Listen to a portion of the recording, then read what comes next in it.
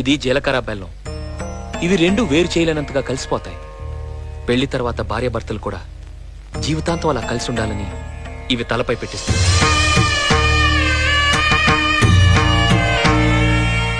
ఇది మంగళసూత్రం. మంగళం అంటే పవిత్రత, సూత్రం అంటే తాడు. ఇది మెడలో పడగానే పెళ్లి అగ్ని కంటే పవిత్రం అవుతుంది. పుట్టింటికెళ్తే అత్తారింటిని, అత్తారింటికెళ్తే పుట్టింటిని మర్చిపోకూడదనే 2 బొట్లున్న తాళిని మెడలో కట్టిస్తాను. తలంబ్రాలంటే తలపై నుండి రాలిపడేవి. ఆ ఇంట్లో సిరి సంపదలు కూడా అలా వచ్చి పడాలనే తలంబ్రాలు పోయిస్తాను. 7 అడుగుల్లో ప్రతి అడుగుకి ఒక అర్థం ఉంది. ఒకరి వెంట ఒకరు 7 అడుగులు నడిచి 6వ ప్రాణంగా 5వ తనాన్ని మూటగట్టుకొని 4 దిక్కుల సాక్షిగా 3 ముళ్ల బంధంతో 2 జీవితాలు ఒకటయ్యేదే పెళ్ళంటే.